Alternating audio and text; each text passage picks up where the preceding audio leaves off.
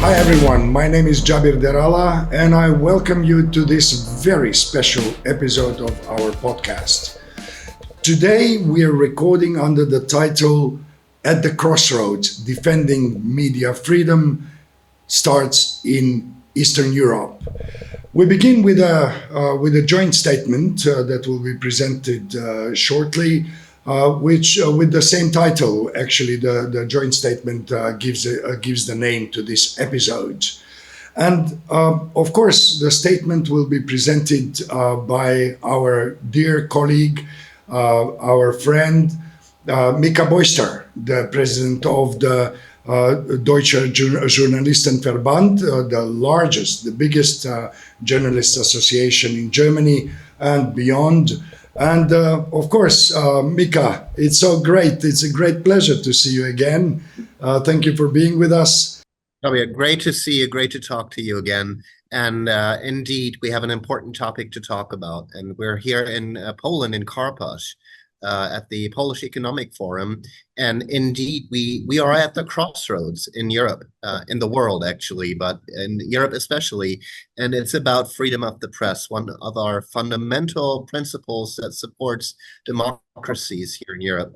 And we're under siege. The freedom of the press is under siege by populism, by disinformation, by state propaganda, as we see it in the Kremlin, as we see it in Beijing. And it's supported by platform companies in the Silicon Valley, where billionaires, tech billionaires decide what we learn and what we don't learn about the world. And that's poison for democracy, because if we want to elect and if we want to decide as peoples our fate, our future, we need facts. We need facts to decide who should govern us and what the policies should be, which are good for us. Yes, exactly. I have a feeling that for a number of years now, actually, there are no editors in media across the world. Actually, the editors in chief are in the Silicon Valley with their algorithms and with their decisions what to pronounce as fact or what the trend is and what is not. And that's not what I understood under the term of media freedom and freedom of expression 37 years ago when I started with this business. But Xabi, it's our fault. It's our fault because we let the Silicon Valley take our power away from us, and now they have it. They seized us, and we did nothing to prevent it. And now a handful of billionaires is deciding on how we consume information because they govern the networks that they created. And we as Europe did nothing to stop them. Actually, we have not done anything so far to stop them. There's no platform regulation in Europe. There's only the European Medium EMFA, the European Medium Freedom Act. It's the only piece of legislation that we have. We had an Artificial Intelligence Act, AI Act on the European level, but it's not grasping the essence of what we're seeing. So if we want to prevent the Silicon Valley, Beijing, and Moscow taking over the information globally, we need to act now. We need to act now to have independent and free media in Europe. And it starts here in Eastern Europe, because here we see the effects first, and we see autocratic movements in Hungary and here in Poland and in Czechia. I hope we'll talk about this, trying to take over again, control and grasp on free media. And it's a warning sign. We need to stop it now before it's too late. Right. That's a very valid point that you're making there. And this joint statement is actually speaking about that. What else is in the joint statement that you want to share with our audiences now? Well, everyone who signed the joint statements, and we'll hear a couple of voices today of who the organizations are that signed the statements, is that we're very much worried about the elections in the Czech Republic in October. And we are worried that the same thing will happen that we've seen in Hungary, that the state trying to put pressure on the free media, on independent journalism. And we fear that it's spreading all across Eastern Europe like a cancer. poisoning the discourse in the public domain. And we need to stop it now. And we need to raise awareness. We need to inform the public and the decision makers about this process. We need to raise our voices now before our voices are silenced in this area of the world forever. And it will spread all over Europe if we don't stop it. It's not a regional problem. It's not a problem of a country which name you can pronounce. It will affect the whole of Europe if we don't stop it now. In the joint statement that you're presenting here, you also the signatories are also calling for an immediate, urgent action by the parliaments and of the European Union as well, and the European Commission to genuinely, to decisively take concrete measures to defend media freedom in Europe and, of course, beyond. Because the other option is to see dark ages of authoritarian rule that is deciding what the truth, what the facts are, and what are not. Of course, the journalists and the newsrooms work under severe pressure from authoritarian centers of power across all of Europe and across the world. And they're actually learning from each other. They're helping each other to learn more on how to twist the reality in their for their benefit. Of course, what else could the newsrooms, the journalists do? And of course, the civil society is there. What can we do?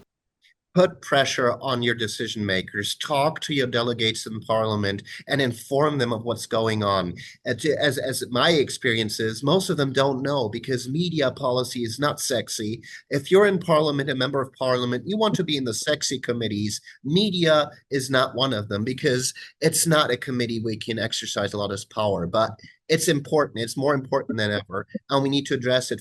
Our freedom is not only defended by military, as we see in Ukraine, rightfully so. We support as Europeans the struggle of the Ukrainian people for freedom, but also we as journalists defend freedom, free society, because we inform the public. We say discover disinformation, propaganda. We fight hate speech, and we hold politicians accountable for their actions. We hold the powerful accountable for their actions. We need this in a free society. We defend freedom. We defend democracy. So we need a free, independent media, and we need to inform our members of parliament that we need decisive action now. We need to stand together in Europe as well, because it cannot be a single national solution. We need a European solution. We need a strong foundation and a framework that guards media freedom. And not only this, we need an economic model to support journalists in Europe, because we need to regulate the platform companies. We already said that. But how do we fund journalism in the future? Because it doesn't help us if we have the strong regulations that we don't have yet, and there's no economic basis for independent journalism in Europe. So we need to address these subjects now, because we need to save the infrastructure that we have now and build on that before it erodes and disappears. And then indeed, as you said, there's darkness instead of light. Mika, already in December, I heard this for the first time from you at the International Conference on Defending Democracy and Human Rights held in Skopje, the international event that gathered over 70 people and over 30 distinguished speakers from across the globe. And that's the conference where you prominently presented the idea of a European-based media ecosystem and a European-based social networks that are independent from the Silicon Valley and other authoritarian centers like Beijing or Moscow. Could you tell us a little more? And that's also reflected in the joint statement, which will be publicized shortly, and we are exclusively talking about right now. Tell me more about this idea. Well, it was a great conference to start, Shabia, that you had in Skopje, and we all have fun memories. And those were very excellent guests you had, and we had very interesting discussions. The idea of the European social network and a European search engine is, I think, the only solution to the problem that we have no digital sovereignty in Europe right now. All the digital infrastructures in the hands of a couple of hands of billionaires in the Silicon Valley, or it's very close to the Communist Party in Beijing, TikTok. Which is one of the most famous social networks right now, especially with young people. And we see the effects. The state propaganda from Beijing, we talk a lot about Russia and Vladimir Putin, but that's yesterday. Tomorrow will be Beijing, and they're very successful in their disinformation and propaganda machine, especially in South America and in Africa. Which is under the scope of the radar. We do not see a lot of discussions about that because we're focused on Vladimir Putin and his war in Ukraine. But in the shadows, we see the might of Beijing and its propaganda machine spreading, and we need to stop it. We need our own digital infrastructure. We need a social network that adheres to European standards and regulations. We need a European search engine because a search engine now decides what you learn about the world. It decides what the answer to your query is.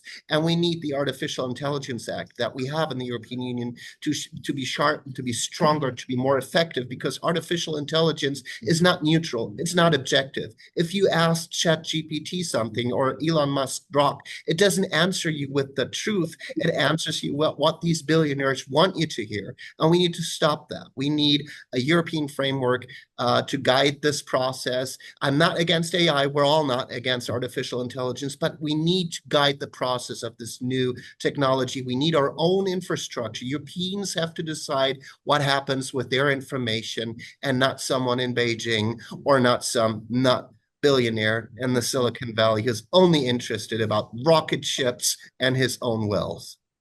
Yes, yes, and very lavish wedding ceremonies in European capitals. Mika, I really thank you for these extremely valid points and information, and for sharing the content of the joint statement, which we are going to publish across Europe and send it all around to all our colleagues to spread with their readerships and audiences. Hopefully, it will reach the minds of those who bring decisions in our parliaments across Europe. Together with us today is also Wolfgang Gressmann, who is there with you, and I'd like to ask him about for comments to this. What he just heard from you. He's familiar with the content of the joint statement. He's the head of the Media Dialogue, which is the first signatory of the joint statement, also the chairperson of the New European People's Forum.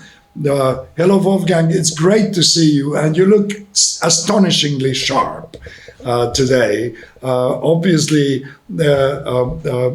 overshadowing a large portion of the audience in the Economic Forum in Karpacz. Of course, hello to you, and thanks for being with us today. Yeah, hello, Xavier.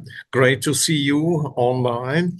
Yeah, I can make some add-ons to the things Mika said.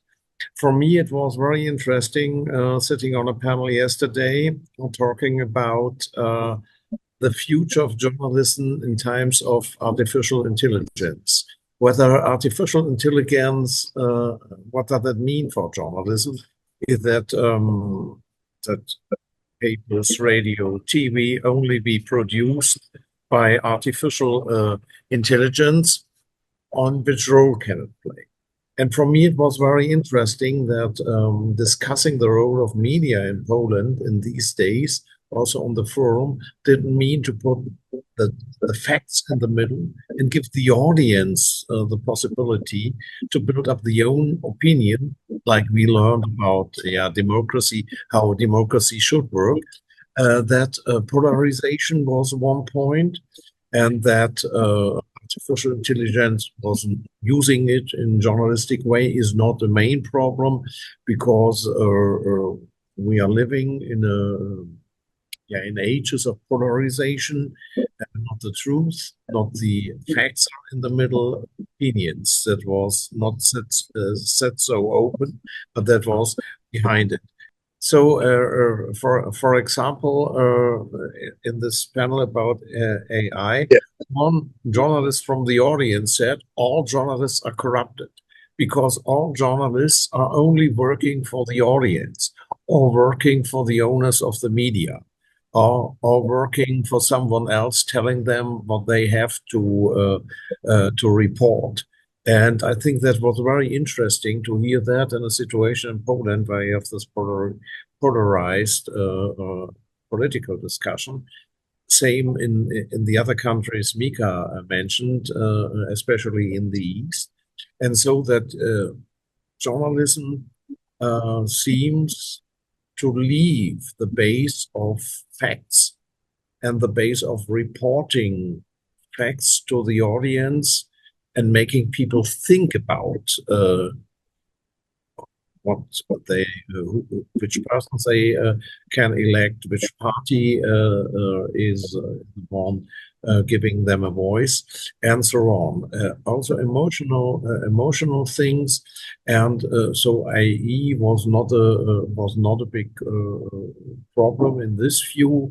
Even there was a statement that polarization had been in the 1910s, beginning of last century, and so the same like today. But I think when you see what the results were of this polarization, First World War, Second, then it's a catastrophe. And I think the same what Mika also mentioned, journalism, quality journalism must be paid. And therefore, you see also in Germany the importance of this public media system paid by the people, by every household, and giving the journalist a chance to report not under economical pressure. I said on the panel, it's also necessary that the journalists in this system are also be more investigative and be more brave also when they get pressure from the side, because we need facts, and we need facts that are making a discussion in the society, and not making everything calm and everything well. Nothing is well, and when we only listen to what the audience wants, what the oligarchs wants, what media owner wants, who only want to get to earn money, and then when we put it all in the big pot, call it AI, because based on algorithm and probabilities, this is not the solution. We can use AI, for example, to make journalistic work better. It's a challenge. It's a risk, and perhaps make something more efficient, maybe. But at the moment, really the things, and this is also a thing in our declaration from today, is to regulation on European level, technological base in Europe, and democratic values at the base. Media, and I think all our opinion, should support democracy, democratic processes, and not only polarization. Polarization may be also one point to bring it to a point on the right wing view or on the left wing view, or okay, but in the middle, facts should be, and also control inverted commas the politics. and showing them what's going wrong and what's went well. We need this audience, and this is the main point of the discussion and our fight for democracy and the future of media, I think. And this is in the middle of our declaration, and let's keep on fighting for it. If we win this whole thing, let's say information war, let's see whether who will win it, but I think we have to fight. I think there is no other choice, because media freedom and democracy are actually connected so well. I mean, they're essentially connected. And without free media, there is no democracy. And that's very obvious. And through history, we've seen many sad examples of how free media were actually the first casualty of authoritarian regimes. And I would strongly disagree with the narrative of the person you quoted in the audience, saying that all journalists are corrupt and they all work either for the audiences or for the owners or the oligarchs and so on. I think that's part of the narrative that is also polarizing the societies and diminishing the trust in media, the trust in what we as journalists are doing. And that's not a correct statement at all, or at least vastly incorrect, and it's an echo of the propaganda that is actually trying to diminish the trust in media, in democratic institutions, in democratic values, and to put facts on the table as a matter of discussion and debate. Facts are not debated, facts are being presented. And what media and editorials are doing is giving meaning to the facts of reality, contextualizing it, explaining it, and diving deeper. As you said, investigative journalists are diving deeper behind the facts, behind the stories, and finding the sources of the issues, of the challenges that are faced, that common people, that the everyday citizen are facing.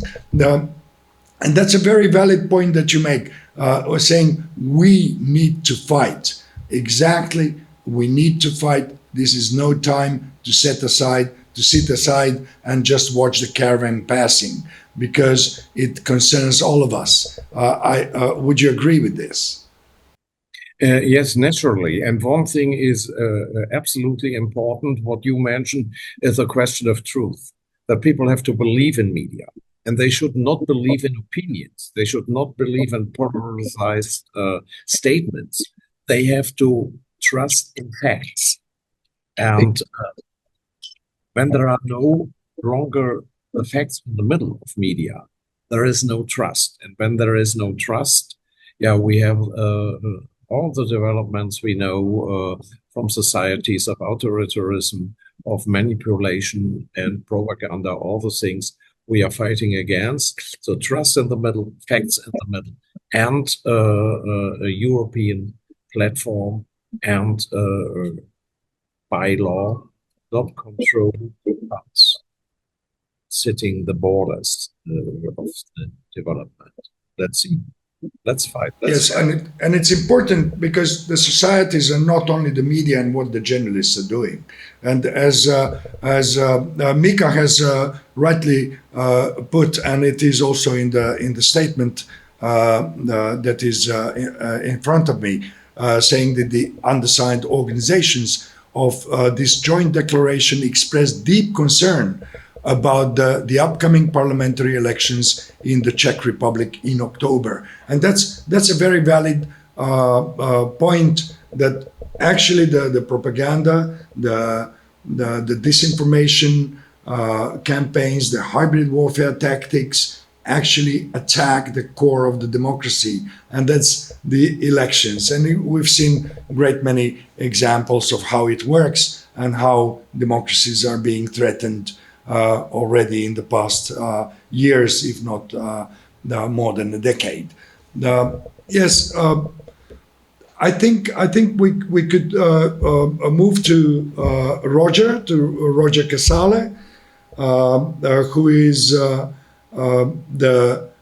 chief person of the Westminster Alliance for Ukraine, also a prominent member of the New European People's Forum and the Defending Democracy Global Initiative.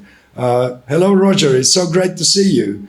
You look sharp as well. Good afternoon, Sabir. We're all dressed up because we're at the Economic Forum in Poland, in Karpacz, Poland, where we've been discussing the issues that we are presenting on this podcast today, and where, as you've said, we have made the joint declaration from the Defending Democracy Initiative on media freedom in Europe. And we've heard on the eve of the elections in the Czech Republic, which we have some concern about. We have great concern about the issue of media freedom in Europe, and particularly here in Eastern and Central Europe. And Poland could go one way or the other. It could do more to champion media freedom in Eastern and Central Europe, or it could slide in the direction of Hungary and Slovenia. And so I think it's very important that we have a presence here in Karpacz, in the Carpathian Mountains in Poland, that we're here networking and speaking on panels and talking to politicians and business people and making the case, making the argument for media freedom. So thank you for the opportunity to have this conversation with you about these issues today, here from Karpacz at the Economic Forum in Poland. Thank you very much for this brief presentation of the atmosphere and of what is happening over there in Karpacz in Poland, which is also called Davos of the Eastern Europe, as far as I remember. Roger, what is the future? I mean, we know what the present is. We know what the past is and how we arrived to this point. Well, mostly. But what is the future? What needs to happen so that the democracy will be preserved? The democracy, the democratic institutions will show more resilience. What is it that needs to happen? Well, thank you very much for the question, what is the future? And I have to disappoint you because, unfortunately, when I packed my bags from Karpacz, I did not remember to put my crystal ball in the suitcase. Now, I'm joking, of course. None of us know the future. But what I do know is that there's not going to be a future of freedom and democracy in Europe unless we can engage and mobilize the citizens. And we've heard from Mika Boysa, who is the president, the chairman, the elected chairman of the Federation of Journalists. He's an outstanding journalist in his own right, but he's also represents journalists in Germany. 17,000 journalists, I believe, is the number who are members of the Federation. And so he can give us a very good perspective, not just on what Mika thinks, but also on what his colleagues, other journalists, think. And he's told us about the issues to do with media ownership and the issues to do with media regulation that need our urgent attention as citizens. And he's urged us to write to our MPs and take other action. But there's one point that I have to pick Mika up on, if I may, Zabir, because he also told us that this issue of media freedom is not a sexy issue. He used that term when he was talking about politicians. And I want to say to our dear viewers that, and I'd be interested to know their reactions on this, to this podcast. I actually think that media freedom is a very sexy issue. And I'll tell you why that is, why I say that. I say that for this reason, because there is nothing less sexy, I have to say, than living in a society where somebody's telling you what to think, what to do, and who you are. We don't like that in our personal relationships, we don't like that in our community, and we certainly don't like that in the societies we live in. And that is where we're going to end up unless we have media freedom. Media freedom is a cornerstone of a free and a democratic society. Now, we have to have also more faith in the citizens. There is the expression, don't believe in what you read in the papers, but it's not that the people are sitting there reading and not believing in papers today. They are bombarded with messages through social media and everywhere else. And we've heard about the problem of ownership, and we've heard about the problem of regulation. And we've heard that those two issues are distinct. And so I certainly support what you said about the person who commented to this podcast saying all journalists are corrupt. No, you cannot just say because somebody owns a media platform or a newspaper or anything else, the people working for it are doing what the media owner says. You have to have regulation, press regulation, to make sure that whoever owns the media platform, whether it's a television channel or whatever it is, that there is editorial freedom. Nevertheless, we do need to be concerned about the concentration of media ownership, the monopolization of media ownership. And we've also talked about the high-tech platforms as well. And it's a very serious problem. And one might think that there is some sort of evil genius there who's collecting all the media assets into their hands. No, they are running, I don't know whether they're evil or good. I've never met them. I don't think there's any prospect of doing so. But I suspect if I did have the opportunity to sit down and have a cup of coffee with them and ask them to explain what it is that they're trying to do, why it is they need this media, what is the purpose of what they're trying to do, they would probably say to me, what we're trying to do is make money. And so what they have is a business model where they're trying to make money. And the way that they seem to be able to be more successful in making money is through polarization and not through education or enlightenment or anything like that. That seems to be the greatest way to make money. Now, and I think this is a problem that we have. This is why we need more regulation, and we need to have more pluralism in terms of the ownership of media, and we need to have more regulation to protect editorial freedom. But we also need citizens to use the limited power that we have as citizens in this context to the full. We need to have much more awareness about these issues, much more public debates about it. And we need to somehow have more media literacy. We've heard from Wolfgang Reisman, Dr. Wolfgang Reisman of Media Dialogue and Youth for Media, who's done fantastic work in this area, particularly in Eastern Europe and the Balkans and so on. But we have to mobilize and engage and educate citizens. I don't want to have a council of despair. At the moment, we're not in a good position. And Mika Boyster is ringing the alarm bell, and we should be listening to Mika Boyster, and we should be listening to Wolfgang Reisman. But we should always also remember that we are citizens. We don't believe what we read in the papers. We are able to be more critical about what's going on and exercise our power. We can stop being involved in certain platforms. We can stop buying certain media. We can write to our MPs. There are many things that we might do. So let's not panic, but let's be much more critical and much more engaged, because we're losing the battle at the moment for media freedom. And if we lose the battle for media freedom, and I don't believe we will lose the battle because I believe in the citizens, but we need to wake up and we need to be more active. Because if we do lose that battle, we lose not just the battle for media freedom, we lose the battle to live in a free, democratic society. And I say to the viewers, you cannot believe how unsexy that would be. Absolutely valid point, and I think that the measurement of how a society is successful in all other aspects of living, be it economy, business, health, the environment, or culture, and so forth, it all depends on how that society is free, and it all depends how free media are in such society. That's why media and facts are the first targets of the authoritarian regimes.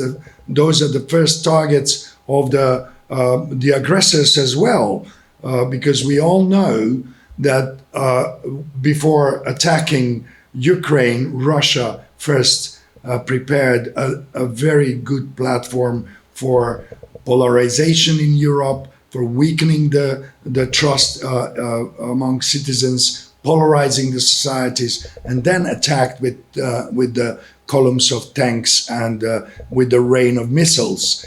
And that's something that we need to understand, that the propaganda, the disinformation campaigns are not trying to convince us in the righteousness of the aggressor.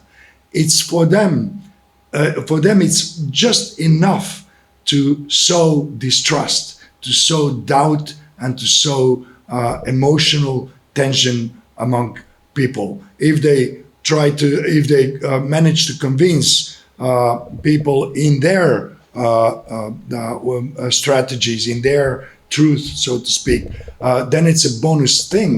But the thing is that the first target is the media, the facts, and the democratic atmosphere in the society, so to speak.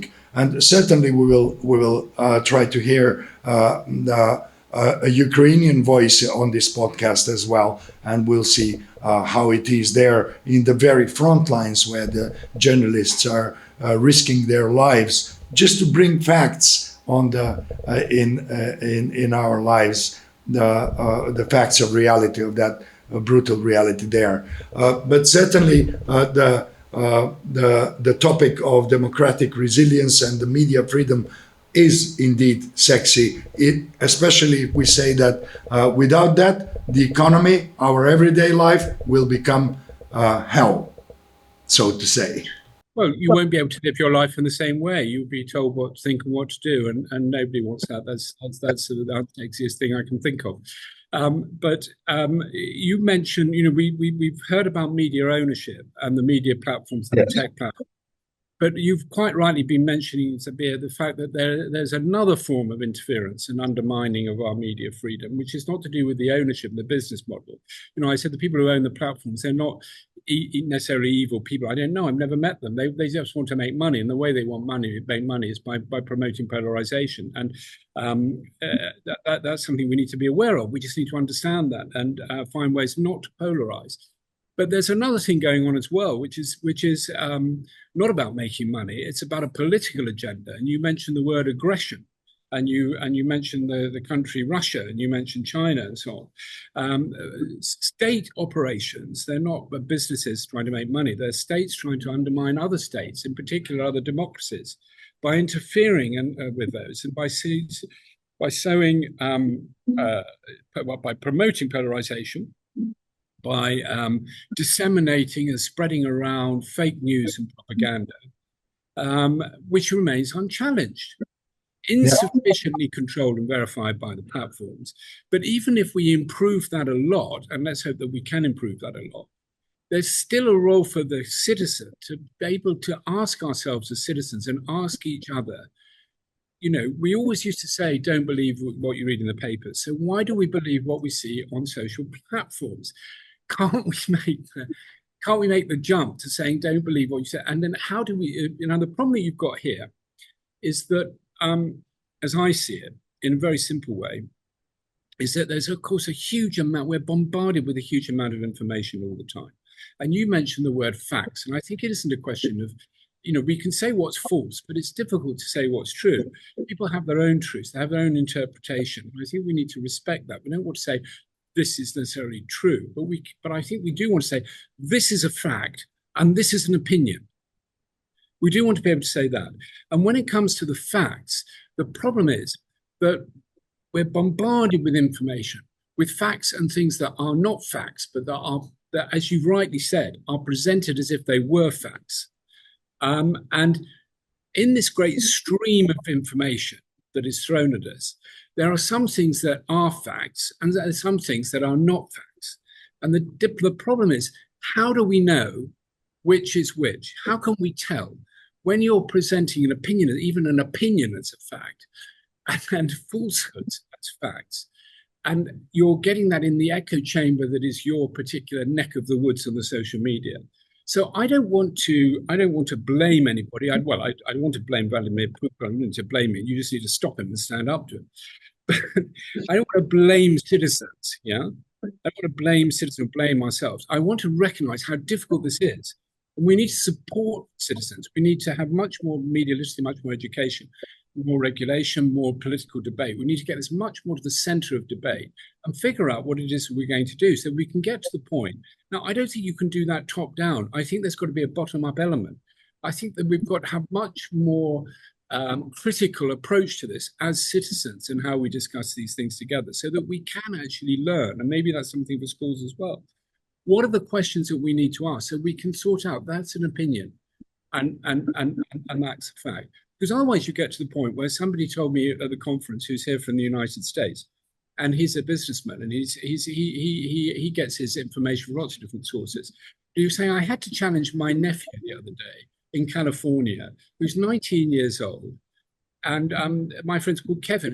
Kevin was talking about his nephew, who's called Andrew, and he said Andrew was saying to me, "Oh, well, it's Ukraine that started the war with Russia, and it's Ukraine that was there." Yeah, and Kevin had to get quite firm with him, and he said, "Well, frankly, you don't know that. You don't know what it is. You don't have any knowledge or any awareness of this. Where do you get it from? Oh, well, I got it on."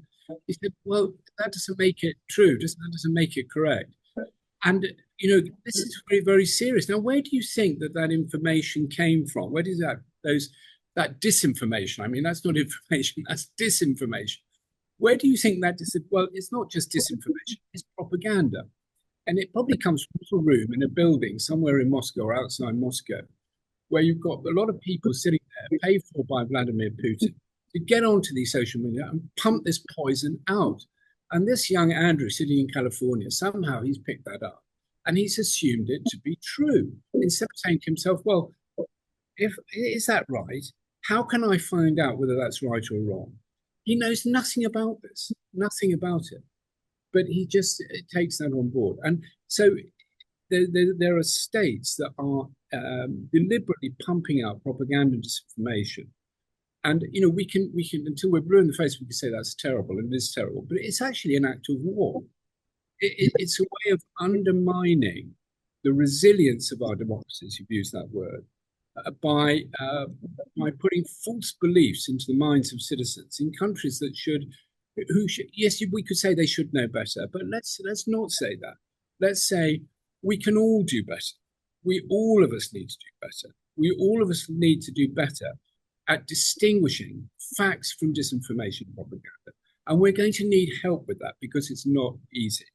And I think that's where I think the attention needs to be focused. There needs to be much more resources, as Mika said, for education and media literacy and critical thinking and so on. And it's to do with the resilience of our democracies, making our democracies more resilient. The media owners, they want to make money. But Vladimir Putin wants to undermine our democracy. And that's very unsexy as well. And we need to stand up to it. But we need to up our game, all of us. All of us need to do better in being able to spot what is a fact and what is an opinion and what is propaganda and disinformation. And it's very difficult in today's landscape. We need help with that. We need investment. We need education. And I hope that this state can contribute to building up the political will to deliver that here in Europe. Thank you very much, Roger, for these thoughts and, of course, for presenting the vision. What if this goes on like this? Will happen to the future of the democracy? And indeed, without bringing your crystal ball in your suitcase to Poland, you still presented a vision of the future, or of the possible future with or without democracy and freedom of media. Maybe we should go back to Mika and take his opinion on what he heard from you and Wolfgang. Mika, pretty complex thoughts we heard from both Wolfgang and Roger. What's your take on what you heard from them? And also from my comments. Well, first of all, I think Roger put it quite eloquently. And yes, media regulation is sexy, and it should be. And I don't understand why politicians don't recognize that yet. And it's a vital part of saving democracy. So lots of intelligent things that we heard. But the bottom line is, what do we take out of this? What do I take home? What do I have to do?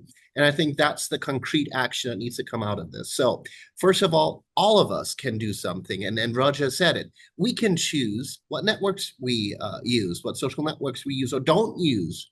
Do I have to use TikTok or don't I? Do I read a newspaper or do I just watch YouTube all day long? Those decisions I can make on my own, and I will change the world just a little bit, but I will. And well, first of all, most of all, I will change myself. I can also take my influence of self. I am part of this world, and my job is not to complain that things are not doing good or well. I can contribute. I can take action. I can do something locally, and it will have global effects. I can change things right where I live, and it will have effect. So there's no newspaper in town anymore because it's a news desert. Maybe I start a blog and hold the powerful accountable and go to city council meetings and talk to people. Or I can even be elected as a member and change things in city council. Where important everyday things are being done, I can be a vital member of civil society myself. And by doing so, and by setting examples, I can convince others that this is a meaningful way to spend your time, to be a part of the society. So if we want to keep democracy, we need not only to defend it, but we need to live it. We need to practice it. We need to love it. We need to live it. And I think that's the most important thing that people should take out of it. Democracy is something that you lose if you don't use it. Thanks. So thank you for these points. Indeed, it is important to take action. And actually, we do have a lot of choices. As citizens, we do have a lot of choices. And it's good to make those choices and to make the right choices before we run out of choices, actually. I believe that's very important to remember. Maybe Wolfgang has something to add to what he heard so far from both you and Roger. Yeah, only perhaps 2 or 3 sentences. I think it's in the middle of our discussion that we are really under pressure. This is not a discussion which happening on a solid ground of democracy, that our societies are stable. No, they are not stable. There is a big movement against our values, the work of democracy in our systems. A friend of mine said several days ago when we are sitting together, I wake up every morning and something had happened which I would never have thought that it could happen before. And this is the situation. Everyone on the other side, from the oligarchs, from the authoritarian regimes, are testing where the borders are, what they can do the next day to become more extreme, and with the aim of destroying democracy and to rebuild totalitarianism in their economical interests. This is also a point. It started with kleptocrats. Putin started as a kleptocrat. I think in China you also have a lot of kleptocrats and corruption in other parts too. Serbia is also an example where at the moment the big demonstrations are running.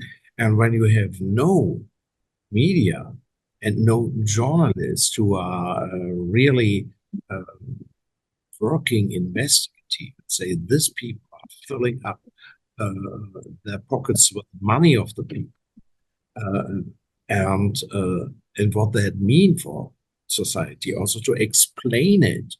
It's not only enough to say, obviously, meanwhile, that politicians like Trump is filling up his pockets with millions, being a president of the United States. You have also to explain what that means when you have such a system of corruption and robbery as the so-called elite of society, and why they do it, and that we have our voices, and we fought with our blood, our generations before, that we have freedom of press, that we have elections, one vote, one man, and these are values giving us the possibility as also as Europeans to be proud individuals and respect for individuals living in peace. And this living in peace, look at Ukraine and other points too, is also in danger. And this is the question why all the things Roger and Mika says are so important for the future of our continent and even for the future of the world and for the peace of the world and for the life of billions of people on our planet. We had the situation, I said it again before, there was a polarized situation in the beginning of last century. 2 world wars happened. Millions of people were dead. This is the result when we don't stop this development and when we don't fight for democracy, peace, values, and the mind of the people.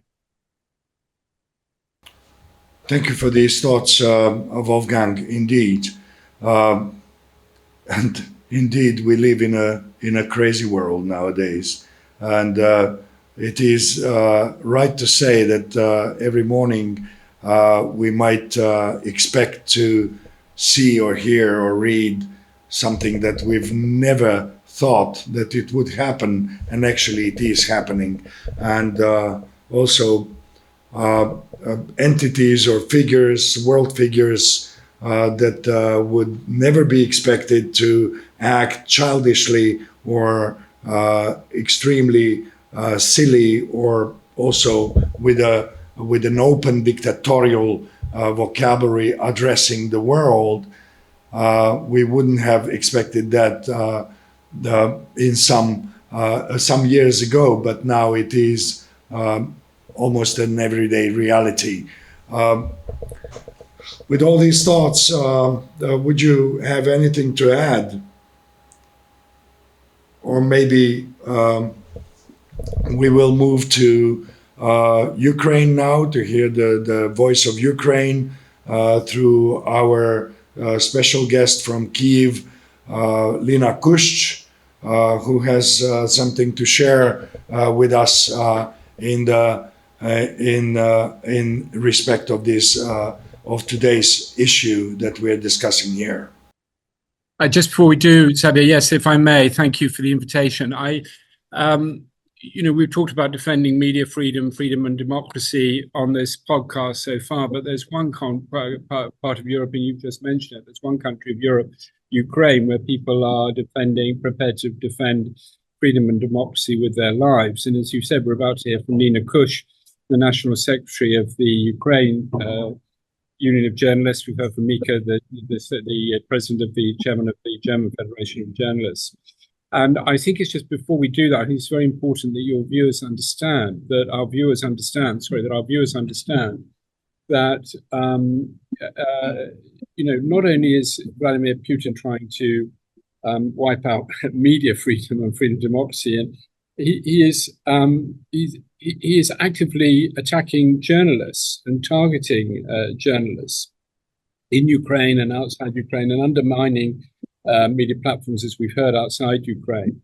I think it's really important to emphasize that there are journalists working in the occupied, on the border between the occupied areas of Ukraine and the areas that are on the front line. And in those areas, there is Russian propaganda. It's not just drones coming over and soldiers and tanks and things. It's also wave after wave of propaganda into the media channels in those areas. And there are journalists working there on the front line, putting their lives in danger, and some of them paying for what they're doing with their lives and their livelihoods, because a lot of them are not able to get any remuneration. There's not money for paying with their livelihoods and their lives in order to make sure that the local communities in that area and have are given to the best of their ability the facts about what's going on, rather than opinions, propaganda, not opinions, it's propaganda dressed up as facts by the Russian disinformation machine. And I think for me, that picture of those very courageous Ukrainian journalists working on the front line in Ukraine to inform their local communities and the local media channels and papers about what's actually happening and the reality, and giving them important information about how they can get help, care, and what's really going on. That is not something that can be done by ChatGPT. That is not something that can be done by artificial intelligence. That is not, you cannot trust, Mark Zuckerberg or other people to develop their channel, their platforms in a way that is going to get that job done. We need journalists. We need free media. We need to support journalists. We want to have free media. We need to make sure that they are safe, that they're well looked after, that they are economically and physically secure, not just on the front line in Ukraine, where I hope to everybody is absolutely obvious, but actually across the world and in Europe and so on. Because, drones and missiles may have a limited range, but unfortunately propaganda and disinformation and that kind of poison gets everywhere. But I think it would be really instructive for us to hear from Lina Kush and to hear from Ukraine, because what is happening, let's hope that what we're seeing in Ukraine is not going to be the future, what we're going to see, what we're seeing in Europe. It's a very extreme case, but we have to stand up to this. We have to stand up to it in Ukraine. We have to stand up to it everywhere. Their fight, that is our fight, freedom and for democracy. And on the front line are not just the communities who are being bombed by the Russians, but the very courageous journalists who are sharing with us the information and the facts about what's really going on. And we support them there, and we need to support journalists everywhere in that vital job that they do on behalf of the citizens to give us the facts rather than the propaganda and the disinformation and the misinformation about what's going on. Thank you. Thank you indeed for this wonderful introduction to our friend and colleague, Lina Kush. Let's hear from her. In this episode, we have a voice from Ukraine, and I'm very, very pleased to welcome Lina Kush, the first secretary of the National Union of Journalists of Ukraine, who has been our guest, our distinguished guest, many times over. And I'm very happy to welcome her in this special episode dedicated to the media freedom and to the struggle for democracy across Europe and the struggle for freedom of the Ukrainian nation. Welcome, Lina. Thank you very much for being with us. Please, what's your take on our discussion about these topics? Hello to everyone. Thank you for inviting me to this podcast. And I would like to give you opportunity to understand what was happened in Ukraine last weeks and how our organization, the largest journalist organization in Ukraine, help to journalists. For example, today we had a meeting with a newsroom from Mezhova city. It's in eastern Ukraine, 15 kilometers from the front line, from Pokrovsk. And the situation in this city get worse a couple of weeks ago. It get worse immediately after Russia forces took some villages around Pokrovsk. And the city, now the city is living without electricity, without water, without any hospitals or pharmacies, only two small food store are still working, and the dangers for local citizens from Russian drones and from Russian bombs is high. And the only road from the city to the safety region, to Dnipro region, is under drone control. We appreciate the help from international organizations who provide this emergency support. As you understood, it's impossible to buy buy tickets for the train and for the bus and leave the city. It's complicated way. So today we had a meeting with a local editor, and he was sitting in the destroyed newsroom, destroyed last week after the severe drone attack. After the severe Russian drone attack on this city, the newsroom building was destroyed, and they have a generator, and they managed to use the only internet provider for this meeting. There are no mobile communication in the city, and around 1,000 people are still there because they can't leave the city. And the editor in chief, he provided them the new issues from newspaper, and we discussed what topics are covered in these issues. What you can, what food, kind of food you can prepare if you have no electricity, for example, and if you have no fresh food. What are the new contacts of local government moved from destroyed building? How to find mobile communication, and how can you use your mobile phone if there are no mobile communications in the city, and the other kind of news from the Frontline city. The second one news I would like to share with you. A couple weeks ago, our team from our network of journalist solidarity centers, there are 6 hubs all over Ukraine, including frontline cities, and our team gathered outside Kyiv, about 300 kilometers outside Kyiv, for 2-day safety training. We had to pass this safety training to refresh our knowledge, for example, in first aid, and get new knowledge, because we as journalists, we faced new challenges and new threats from Russia during this war.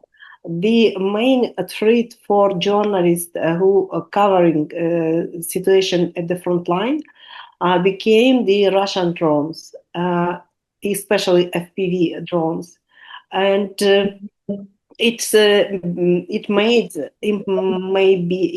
impossible to get to some territories where it was possible, for example, half of years ago. And journalists became a target for Russian drones, and it became dangerous for journalists to travel frontline.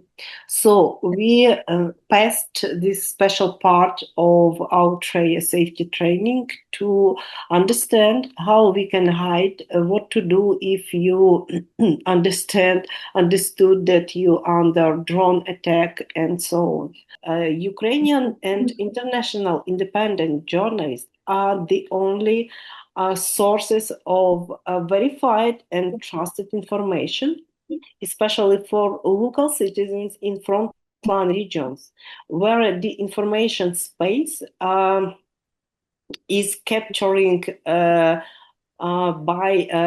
Russian media, for example, from Russian radio station, from a Russian TV station, or from Russian sources in social media as well, often anonymously, non-registered, and do not adhere the ethical and professional standards as well. So it is not only the fight on the territories, it's a fight on the social, on the conscience, on the around the people's conscience and so on. Because of that, it's important to recognize Russian propaganda addressed to not only to Ukrainians, but to European people as well. Sometimes it's not obviously to recognize it. Sometimes it seems like a second point of view or so on. But we see that a lot of anonymously sources or sources hidden from public control. They try to promote Russian narratives in European agenda, in all Ukrainian agenda as well. As for Ukrainians, we see the attempt from Russia to divide our society, to polarize Ukrainians around different controversial issues, around different controversial points. And the last resonance, killing our former Speaker of Ukrainian Parliament and famous politic Andriy Parubey in Lviv, it caused to maybe to high wave of Russian narratives in Ukraine, and we can see this attempt, as I said, to divide Ukrainian society and to divide Ukrainians into different groups of around different controversial points.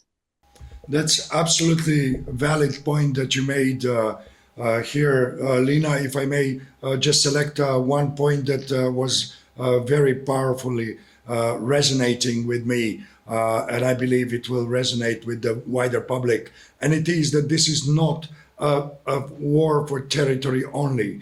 It's also a war for people's minds and souls. And I believe that the journalists that are on the front line, your members, your colleagues, our colleagues, are giving their best, even risking their lives day and night to bring the facts in people's lives, not only in Ukraine, but across Europe and beyond. And that's a point that you made, and that's something that we also reflect in the joint statement that was presented by Mika in the beginning of this meeting, but also of this podcast. But also, it is a point that we are making every day in our professional lives. I can see that Russian narratives are taking root in the Western Balkans as well, in North Macedonia, where I work and live, and elsewhere in Europe. And this is something that we need to fight against, because nowadays the facts, the truth about what is going on in Ukraine is actually the facts and truth that are regarding that are our democracies depend on. And that's something that we need to do day in, day out, and do our best to defend the freedom of media, and to defend the work of the journalists, of the professional journalists, as opposed to the propaganda machineries based in the Kremlin and some other authoritarian centers in Europe and across the world.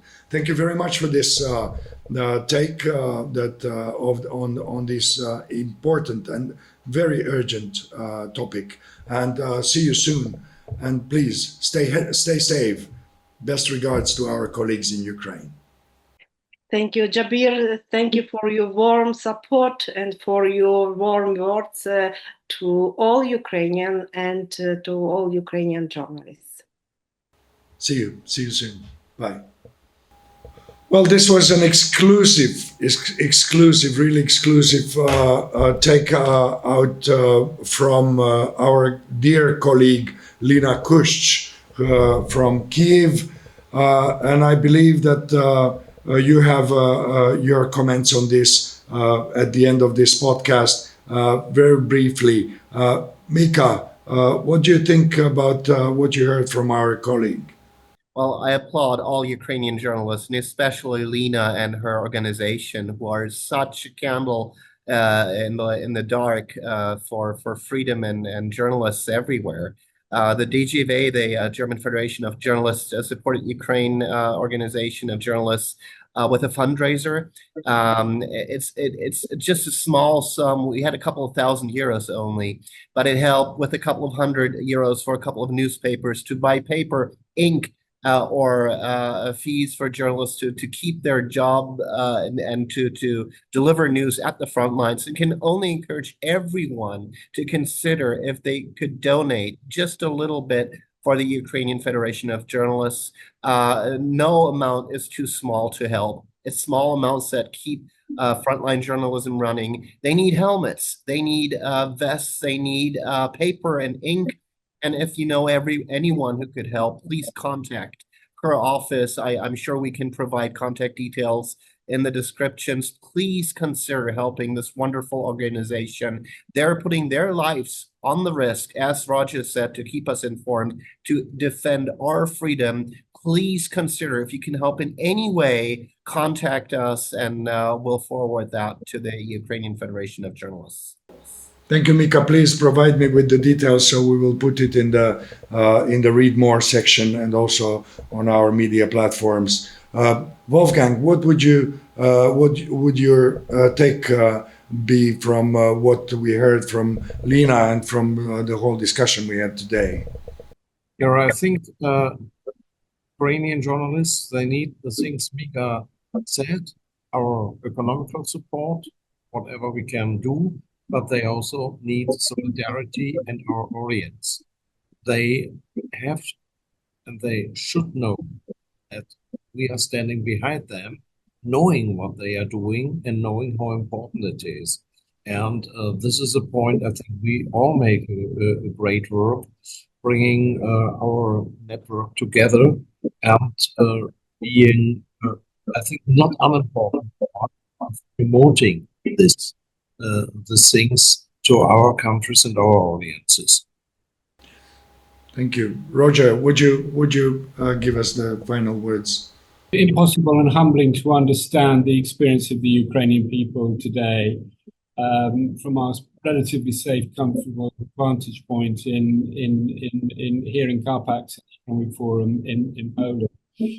Not that far away in terms of kilometers, but a long way in terms of our daily experience. There are none of us going to bed tonight, I hope, worrying about whether a bomb is going to hit us or on our hospital or on our school, or whether our children are going to be killed tomorrow on the front line. It must be possible for us to understand that experience. So, but Wolfgang said solidarity, and we can express our solidarity. And I do know from Nina and other friends in Ukraine, and I always say, well, it's so little that we're offering. You know, and I always say, it seems to me so little that we're offering our solidarity. And they say, no, it means the world to us. It means the world to us to know that you are thinking of us and you are offering your solidarity. So I do say to our viewers, no act of solidarity with Ukraine is too small. And I also want to say to our viewers that in my view, the future of Ukraine is the future of Europe. When we look at Ukraine today, we must take lessons from that and learn from what's happening in Ukraine, because we may need that learning here in the rest of Europe tomorrow. And so it is absolutely vital that all of us do whatever it is, and no act is too small, to support Ukraine, to support democracy, human rights, and freedom everywhere, and media freedom, as we've heard from Mika Boyson, Wolfgang Reisman tonight, and from Nina Kush in Kiev, the National Secretary of the Union of Journalists in Kiev, is absolutely at the heart of that. It's a foundation of our democracy. Please do everything we can to support Ukraine, and in particular journalists in Ukraine, and media freedom in Europe and around. Slava Ukraine, and we must stand united in Europe, and we must defend together our media freedoms in Europe, in Ukraine, and around the world. Thank you, Roger. Thank you, Wolfgang. Thank you, Mika. And our thanks also go to Lina in Kiev and our strong expression of solidarity. Back to the beginning, the joint statement provided here by these organizations that signed this standpoint. It is very important to remember that propaganda and disinformation are weapons of war. And it is extremely important to understand that facts are the casualty of war that bring even more death, even more destruction. And that it's absolutely important to build solidarity, to bring people together, to repel this attack, this aggression, because it's not only a war of aggression to gain territories, it's also a war of aggression to gain people's minds, and that's deadly as well. Thank you so much for your thoughts and for your time today. And of course, see you soon with new aspects of the struggle for freedom, struggle for democracy, and struggle for human rights. Thank you very much. And thank you for being with us. Stay vigilant, report fake news, and repel the authoritarian aggression against facts and against democracy. Thank you.